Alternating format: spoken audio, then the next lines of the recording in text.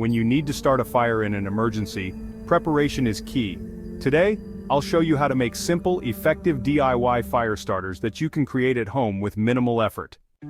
First, try cotton balls soaked in petroleum jelly. They're lightweight, waterproof, and ignite easily. Store them in a small, airtight container for convenience.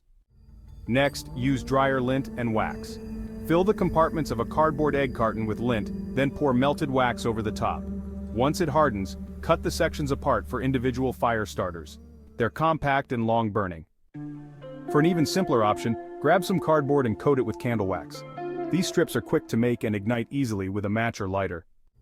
If you're outdoors, consider gathering natural materials like pine cones or small sticks. Dip them in wax for a reliable, eco-friendly fire starter. Having reliable fire starters isn't just practical, it's a vital survival skill.